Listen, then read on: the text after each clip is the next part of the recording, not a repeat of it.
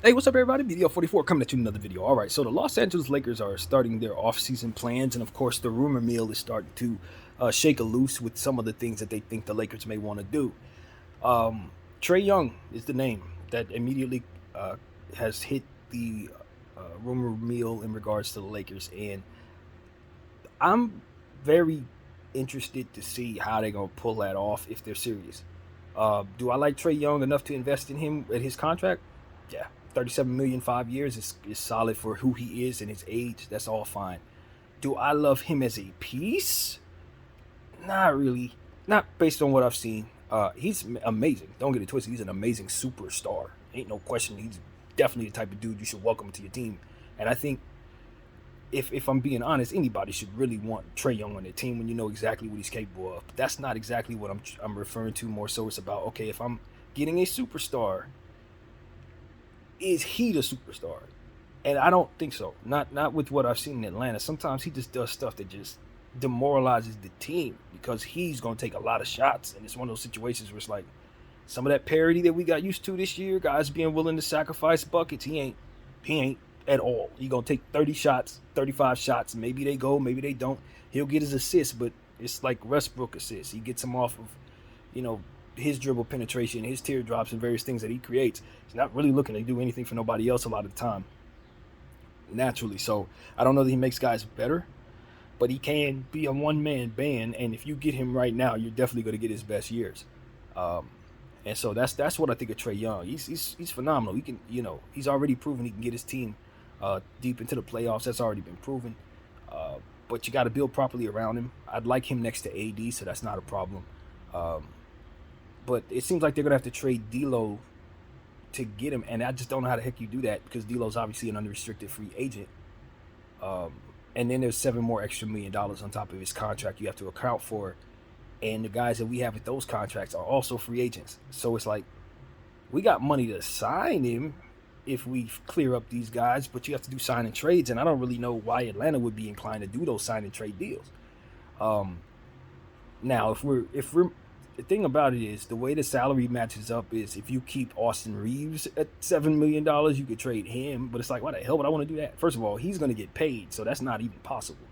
Rui Hachimura, same thing. Again, going to get paid, so that don't seem possible to me. So it's like I look at Lonnie Walker. Okay, maybe Lonnie can possibly do a sign and trade at that price and then send him to Atlanta with D'Lo. But then again, why the hell does Atlanta want to do that? Why would Atlanta want to have paid D'Lo $37 million? I just don't understand why they would do the sign and trade and take that contract at that point. Um, so I would need to be explained certain things in order to make that happen. But as far as me bringing in Trey Young contract, I don't have a problem with the contract um, as it pertains to who he is and what it is he represents. You just got to build something big around him. And if you're not building something big, then he's just going to be a band-aid on a not so good Laker team that probably gets at best to the second round or something like that. We're not going to be as deep as we were this season. We're not going to have a younger LeBron James. He ain't getting no younger, I guess is what you say. And it's not certain that he's actually coming back. He may retire right now.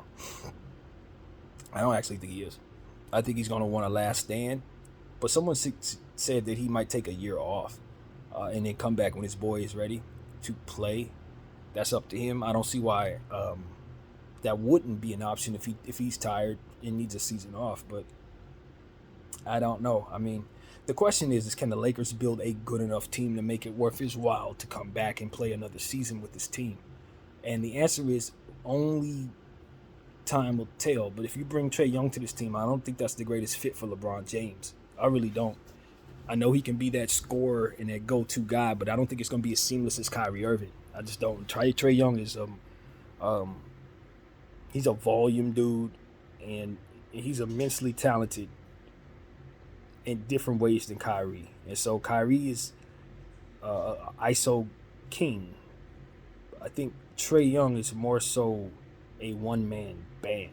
That's kind of, it's a difference, you know what I mean? Kyrie can work and fit into a system. Trey Young pretty much is the system. So we better be ready for what we're in for. He's gonna wanna do it his way. And the thing about it is once he gets here, it's gonna be about the Laker understanding for us fans. And if he comes in thinking he's bigger than the program, he gonna find out real quickly we ain't gonna take well to that type of energy at all. Say in Atlanta, we got championship aspirations, and some of the stuff that he does, turning the ball over, stuff like that, overshooting, getting into it with players and stuff like that. I just don't think that's going to be the right approach if that's what he wants to do. I'm concerned about how his tenure with the Lakers ultimately play out. We demand championship, period. And I know he's that kind of guy. He wants the last second shot. He wants that big moment. I don't question that killer instinct. He is that. But from night to night to night, is he going to drive us crazy with his ways? And he's still young. And he seems to me from afar to be very much aware of what it is his status is in this league and what he feels he deserves. So, be ready, Lakers. You want to bring in big stars, and it's a wonderful thing because it makes sense. But you got to make sure you get the right ones, man. This is going to be a big league, and you need long players, and you got to be able to be switchable. It ain't just about getting a guy who can score 1,000,000 points and a bunch of assists. You got to be able to make sure he's not getting hunted on the defensive end. And so, for me, Trae Young is an amazing superstar, but I want him in a certain situation that probably has a lot more defensive pieces and a lot less guys that need to take shots from him. Because that's kind of the problem in Atlanta. And if you bring him here, that's exactly what the problem's going to be here too. Some of them other guys that are getting other shots, some of the stuff, it's just not going to come their way. So that's what I think. I think Trae Young can help you win. I think he's going to be a good team. You put him to right in a good situation. And he's definitely built for the Lakers. He's definitely built for the big bright lights and all that. I don't doubt that. He's got that in him. But it's the other stuff. Is he going to take well to it when the pressure hits and we're expecting him to be champions and we don't get there? Is it gonna be that dynamic when they breaking apart every one of his plays and his mistakes like they did Russell Westbrook? Could you best believe they're gonna get on his case the same way? So we gotta know, if you're gonna invest $37 million 5 years, you better know. So I know everybody's looking. We need a closer for this fit. This ain't about this year. You're bringing in a player that's gonna be attached to you for 5 of them. So you better know damn well that not only does he fit with the unit you're trying to build, but the unit that you're going to have in the future after that. And so that's why I look at it.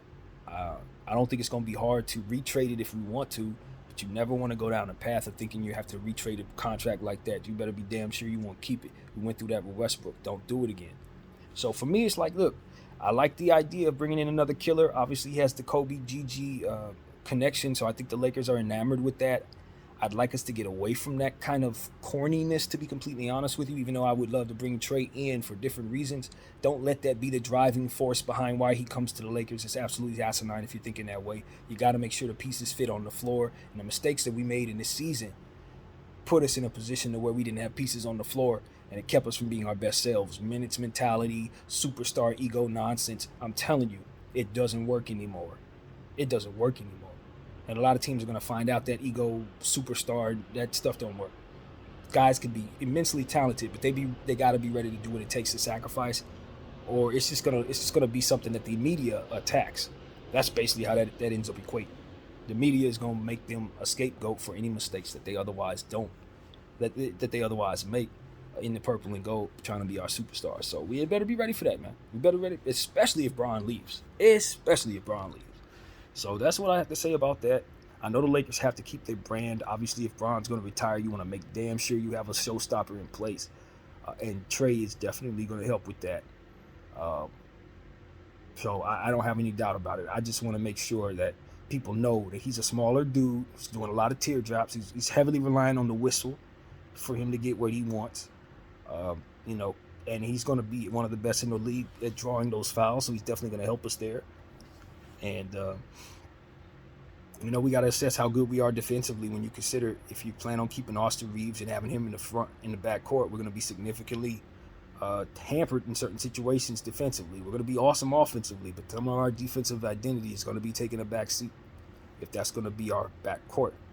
So these are things that I'm thinking about, man. It ain't as simple as bring me a star. Do you have the capability of bringing them the pieces that can make them a championship team? If not, are we sure that what we have isn't closer to that than what we have if we do this? And are we giving away a huge load of flexibility as well by committing for 5 years? These are all things I'm curious about. So Trae Young is going to play bigger than he is. Obviously, his teardrop game is second to none, so I'm not worried about him not being able to react well to size or anything like that. He's an NBA superstar. He's going to get his points and everything else regardless. So that's not an issue.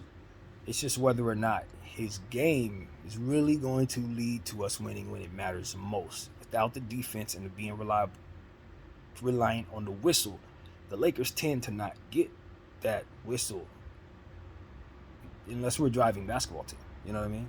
Which in this case, we probably wouldn't be as much at all. So these are things that I'm thinking about. Obviously we have other pieces to get. One of the moves that they may be able to do, if like I said, is Lonnie Walker going to Atlanta with D'Angelo Russell. That makes the salaries match as well, but I just don't know why Atlanta would want to do that.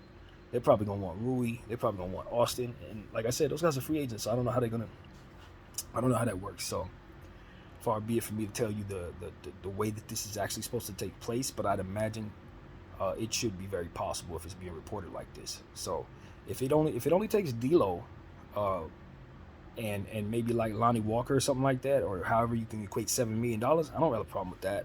The trade itself should be fine. That is definitely favoring the Lakers, but I just don't know what Atlanta's point would be there. You bring him in, is it like a 1-year deal at $31 million so you can have that expiring on the books at the end of the season? Is that what you sign D'Lo to, the Lakers, and send that to Atlanta? I just don't know how that works. I know he wouldn't want to sign a 1-year deal for $31 million, not at this stage of his career. He's probably going to want to get locked up. And that's a lot for D'Lo. I'm not necessarily trying to match that salary at that price. That's his old contract. That's not, you see what I'm saying? That's not where he's headed. So it's just, I just don't know how the heck they would do that. I'd imagine that cap space is going to be available if we were to let those guys walk, but I just don't know how you swap it without signing D'Lo to something that the Atlanta Hawks probably have no interest in paying him. It's just, I don't get it. I don't know how that works. So that's what I'm gonna tell you. So yeah, what else do I want to say in regards to Trae Young? Ice Trae is a problem, man. I don't want people to think that we ain't gonna be doing a lot of winning if he's on our team and we have a good team around him. We're gonna do some winning. We're gonna do a lot of winning. He's a winner. It's just that some of his ego stuff. That's what it is for me. Watching him from afar, is ego stuff and just immaturity. He's not quite where he's headed in maturity wise. He's still a very young guy. So sometimes it shows on the basketball floor. Hopefully we're getting him as he's starting to mature. Like I said, it's gonna be a good contract because he's gonna start rounding into his mid and late 20s, but he's still not quite in that space where I think he's made it to where he's ready to be a champion. I don't know that he's ready to be a champion yet. That's really what it comes down to. So that's my thing with Trae, but I think if we pick him up right now, we're going to have a fantastic ride with him. If he stays healthy throughout that contract, we're going to get a player that goes up in the rafters easy. It's going to happen. I don't see no way for him to fail, not with him already proving so much, and his game not predicated on jumping or flying or nothing like that. So yeah, Trae Young is going to be, he's going to be a monster for the Lakers if they pick him up. I welcome him here. I'm worried that he's going to make me hate him. I really am. That's my problem with Trae Young. I'm worried he's going to make me hate him because I have a certain way of wanting to see the game played, and he's pretty much the opposite of that. But nevertheless, this is a modern day, and that is a superstar. That ain't no regular guy, not by any stretch of the imagination. So if the Lakers want to do that, they got my support, especially if it ain't going to cost us Austin or Rui. If it is going to cost us Austin or Rui, I am not certain that's the move for the Lakers. Not to say that Rui and Austin should stop any regular trade with Trae Young. Just in general, their pieces should not hold up that trade. But for the Lakers, based on what it is that we're doing and what we want, I'm not really ready to make a trade like that, letting either one of those two pieces leave the organization. Not me. I'm holding on to Rui and Austin unless they're completely inflated in price in the market. That's the only way I'm letting them go. Otherwise, if I can get them for a price that I like, they're not on the move. Not even to bring in Trae Young. So that's really what I feel about that. Now, maybe the Laker brass feels differently. Maybe they feel they can't keep one of those players anyway. And if that's the case, you do probably want to do something like this if you can make the trade complete. So that's probably what you'll see if that's what it is. Not happy about it. Don't want to let go either one of those players. Do it with Lonnie. You want to use him anyway. So that's what I got to say about that. What else, man? No other word came my way in regards to the Lakers. Of course, I made a year in wrap up video this morning, as well as several others after Game 3. Really, that was more so year in at the end of Game 3. But I just pretty much thought the Lakers were done. I didn't think they probably want to go back to Denver, and I was right. So they played hard, but I think it's safe to say that the Denver Nuggets are worthy of where they're at, and the history books will tell it as such. They swept the Lakers. Um, is there anything to that I wanted to share? No, no. I'm just looking forward to the NBA Finals. Hopefully, the Boston Celtics can knock off the Miami Heat, or vice versa. Heat knocking off Celtics, of course. For what my narrative would be as a Laker fan, but hopefully that can take place to get the finals started, get the offseason started, get the draft started. I'm ready to get past all that. Now that my season's over as a Laker fan, it's like good luck to the two finals teams. I might glance at the finals, but I'm not covering it. I'm not gonna even lie to y'all. I'm not gonna do like I did the Lakers. I don't care that much, honestly. But nevertheless, I do think it'll be a compelling series with good basketball being played. So that's what I will say about the final. But us not being in it, nah, I'm not gonna throw my whole soul into that. Not this year. I did that last year when we didn't have no taste at the playoffs, but now I'm just kind of like, all right, we're not a part of it. That's cool. Let's look at the off season. That's what the content gonna be a little more about, I think, on this channel in that way. Um, so yeah, LeBron James, I guess that's where my mind goes now. Just wondering if what he's thinking. I personally don't think he's leaving Los Angeles. I don't think so, because his son just signed up with the USC. He's gonna be playing this year, so the likelihood that Bron wants to play elsewhere, I don't think so. And you go to the Clippers, if they clear up their books, maybe create some other super team with the cap space they've created by vacating all that nonsense they got over there right now, I still don't see him going to the Clippers. Not after winning the championship, playing 5 years with the Lakers. If he's going to play basketball in LA, he's playing for the Lakers. So yeah, that's how I see that. I don't think LeBron's playing nowhere else. I heard that the New York Knicks were the landing spot that they think is favored to get him if he goes anywhere. I doubt it. And the Knicks don't have anything I want. So if we're doing a sign and trade, it's definitely not.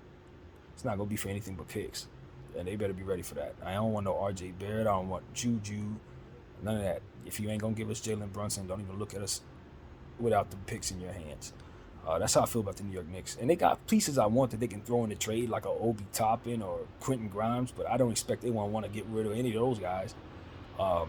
So, yeah, give me all them picks. I know y'all got like 8 of them. If you want the king, you got to break bread.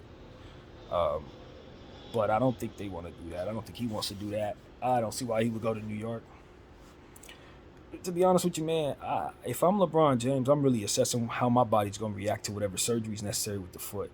If I'm going to start this season missing like 3 and 4 months, then the team ain't going to be good enough to make it make sense. Potentially. Not just because you're worried about what they build, but because no matter what they build, if I'm eating up this much of the cap and I ain't going to be back till halfway through the season, we're just not going to be who we need to be. So that's what I'm looking at in regards to Bron. It might make sense for him to take the year off depending on how this foot thing goes. And if he's taking a year off in year 21, then yes, retirement is real. That's possible. Your body can go a lot of different ways in 1 year when you're this age. That's the problem. Especially when you ain't playing no ball. You're eating and drinking Lobos, cigars, it can go left quick. You think you're coming back in year 22 and your body telling you, nah, you ain't got nothing left. So that's what LeBron needs to guard against, is stepping out there and his body not responding if he were to take a year off with the foot injury. But with his genetics, you think that's less likely, just in general. But you saw how he looked in Denver, and it's just like, man, even if you're coming back out there, if you're not looking to do the long haul and we're not doing it for a ring, what's the point? He can go out there and give us a nice little farewell, but at the end of the day, when you're coming in with a foot injury in year 20, that makes it worse if you have to get surgery, and that's the circling key to all of this. And then you look at your running mate and realize he also is starting this season with the same problem.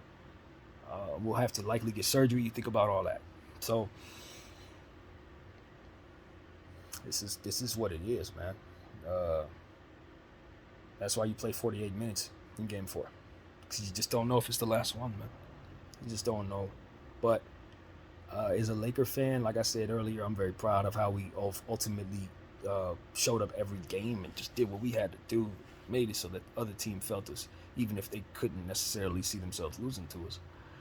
We made sure that we had big leads in 3 out of 4 of those games, which is kind of rough. But then again, you respect that this at this level, this stage in the game, blowing a 15-point lead against a team that had made it that far, it's probably something you should expect in certain cases.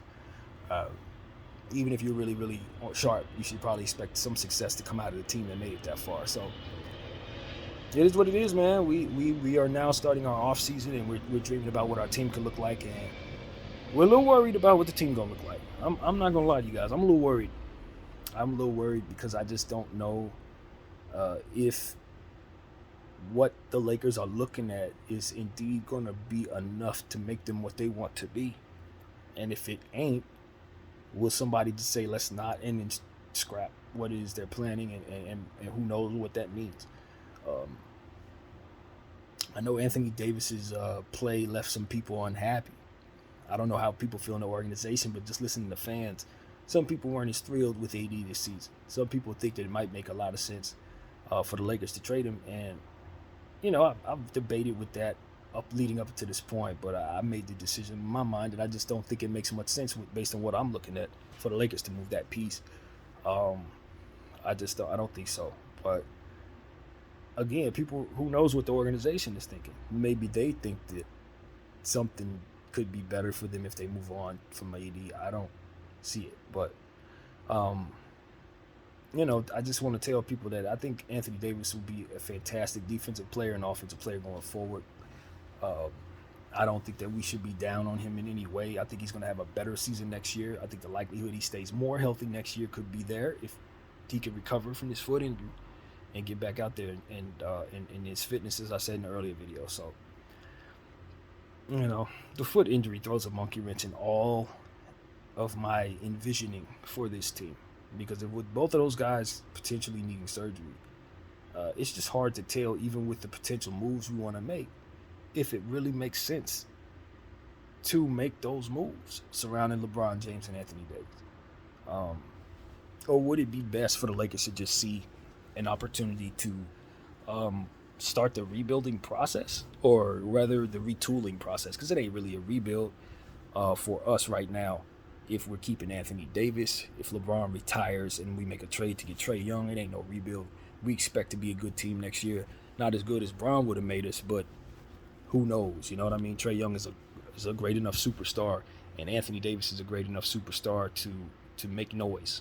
They should be, if they can put together a cohesive system that works for the team, they should be able to win a lot of games in the Western Conference next year. So, add LeBron to that mix, and you really got a contender. But again, how much does he have to give the game anymore?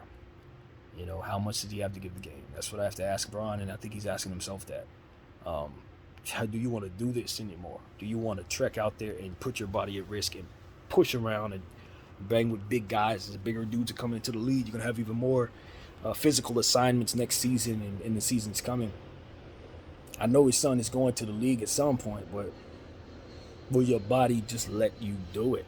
Will your body let you do it? So I don't think he should try to make that decision this soon. I think he's probably still trying to reflect on how things went down. And then he still has to see how his body's going to handle whatever's asked of it from the foot surgery, or if he doesn't need surgery, hopefully he can bypass it. But I just don't see a way for him to bypass that. Looking at how he was maneuvering down there in Denver, particularly on the road, that foot looked like it was giving him an L and a half, and I just don't see no way for him with the particular injury he has to not address it. So that's what I see there. AD looked like he was handling his a bit better than Bron, but it has been said that he still needs surgery. But I didn't really see him look like he was laboring on it too much. So I'm curious to see what he thinks. About getting surgery. I think if it's something that has to happen, I don't think he should not put it like that. But we know how his body can tend to be slow to recover, and an off-season workout program for AD is probably going to make or break his potential for this season. So I think the Lakers, first of all, the Trae Young, salute the Kobe minutes, but the Trae Young rumors, I think are They could be a stretch or they could be realistic. I really don't have a feel for that because I'm not really sure how they're going to pull that off. Um, if it's possible, if it's actually possible that you do that. It seems kind of weird to me that it may not be, or weird that, in a sense, that it looks as if it could not be based on these salaries being unrestricted here. So matching them looks weird to me, but maybe in the collective bargaining agreement they made something new happen to where that's not as much of a thing. So yeah, man. Day after the Lakers got swept, man. I'm thankful, still thankful for a good season. Still upset that we got swept, but not embarrassed. Not embarrassed.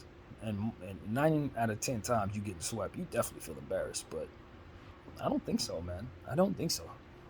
I think we got as far as we could get. I think we displayed exactly who we were, and I think we exited accordingly. I think it went exactly the way that's supposed to go based on paper. When we saw how Denver was actually as good as they were, and we take into account all of the things that we were leading up to that moment. It just wasn't a question about who was more capable of winning that series. Just after 4 games of play, it was just not. It was no question. So yeah, that's really what it comes down to. I don't. They cleared us. I think they were significantly better, and it showed on the court. Not necessarily in from player to player, but just from the way we were strategizing and how they weren't necessarily having to react too much to us as we were more so to them and still failing. So that's the end of the story there. A blowout doesn't always determine that you've been dominated. Sometimes it is just something as simple as you can't close and we're great at it. That's really what it comes down to. That's it. So yeah, man. I want the Lakers to continue to look around, man. I like Trae Young's contract, and it might be the best bargain out there when you consider it's 5 years right now. That's probably a really good contract, based on who he is. I know it's close to $40 million, but it's under $40 million, and that's a thing. Look at Kyrie Irving, and much is being said about what they think his salary is going to be. I am just looking to see what happens with Dallas, because it seems like they. It's been reported that they more or less had a deal in place that kind of had like a wink-wink handshake kind of thing to it, to where they're going to re-sign Kyrie, but I just don't know how the hell that fits. Luckily for them, they got the chance to keep their pick, so that's going to be major in trying to bring them a glue piece that brings those two together. And if they fail to make that piece happen, and they bring them somebody in there that's just going to take more shots or something like that, I really really think Kyrie Irving should consider his other options. Because the problem with the Dallas Mavericks is that they don't necessarily fit, and they have massive glaring holes. And I don't know that they have the assets to fix their problem. Now, I like Hardy going into next season. I like Green going into next season. Obviously, Luka Don is the man. But Kyrie Irving does not fit on that team unless they get themselves a serious rim protector. Like several rim protectors. Not just one. You're going to need about 3 of them. And so I just look at Dallas, and I don't like how their team is constructed, and bringing Kyrie Irving at that price is stupid. Just stupid. It don't make no sense. It don't fit. And it just doesn't add up to me at all. So I'm hearing that he want like $50 million. He gonna want something close to Dame, and I'm like, whoa, that is way out of what we gonna be doing as a Lakers. We ain't there with that. So and y'all know I'm a Kyrie fan. I'm a Kyrie guy, but I can't. Team ain't gonna be able to. Never mind what I'd be willing to do. So it looks like he's staying there, and I just don't get it. I don't get the fit. I don't get the fit at all. I didn't get the fit when they made the trade. And when I saw it, I didn't like it. So it's like, are y'all sure about this? Of course, Kyrie should want to lock up, and if they're going to give him the contract, boom, sign that. But, God, I don't see a fit there at all. Not at all. They're going to need one hell of a couple glue pieces. Not one. They're going to need about 4 or 5 glue pieces to make that thing come together the right way, man. It just seems like there are easier ways to build. But it is what it is, man. Good luck to those guys, I suppose, but we're definitely looking forward to ourselves with the Lakers, and that's really what it's about. I only brought them up because Kyrie rumors have been going around, and we talked about how we understand now that we would likely be hard capped if we sign him to the salary he wants. Definitely be hard capped, and that it's not something that would be possible anymore. Based on our collective bargaining agreement, it would allow us to pick him up, bring in AD and Braun, and then likely have like $7 million to fill out the entire rest of the roster. You would suck so bad. It ain't even funny how bad the team would suck. So you definitely don't want to do that. Let's just be real. We don't want to do that. But it seems like Trae Young might be a bit more flexible based on what it is we can do. So, yeah, man, it could be a new look Lakers squad next year. And I'm not against it, only because it's just like I felt about bringing back the 2020 championship. When you're bringing back a certain type of team that can contend, you better make darn sure that you're not too old to do so. You know what I'm saying? And that's what I thought of 2020. We brought them back in 2021. Some of them dudes didn't really have nothing left. They weren't going to give us nothing after the finals in the bubble. So if you know that, then you can't be mad at the team for not bringing back a bunch of guys that are washed. No disrespect, but like you can't do it. You gotta stay fresh. So now, with Bron being 38 years of age and not really knowing what's up with him, I'm not really sure how to build around him confidently without feeling like I made a mistake, depending on what it is that I do. I just don't know. So that's what comes to mind for me. I wonder if Genie's having second thoughts, or will start having second thoughts as the offseason continues forward. And what does that mean for the team if that were to be the case?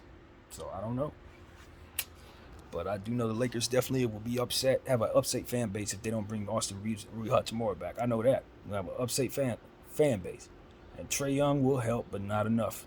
Not when they start seeing how we ain't going to have that size down there anymore. And we ain't going to have Austin Reeves and his good pick and roll offense anymore. We can't let that player go.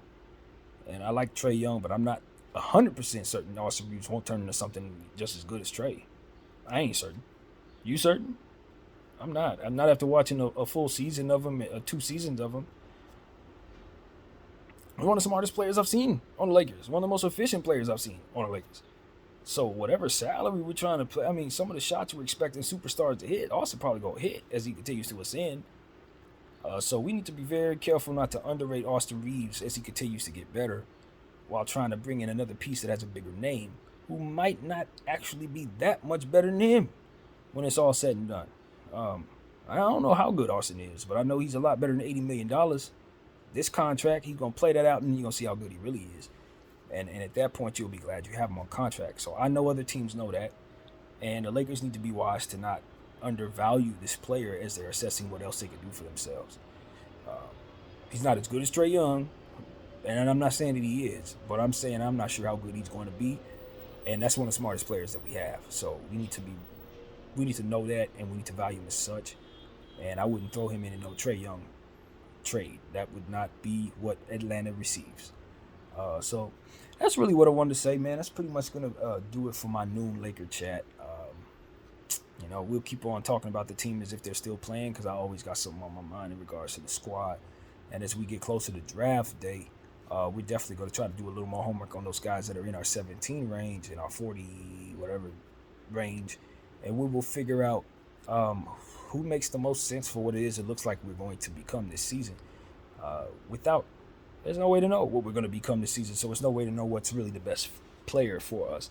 Best fit isn't always the best way to draft, as we've already said about picking up superstars as well. Fit, you want to make sure you have a fit for those players, but you don't want to necessarily bring them to your situation because they fit what you already have. Your situation could change, and all of a sudden those players don't fit. You want to draft the best player, and then once you get a player that's super great, then you're going to work him into the equation and fit everything else around him.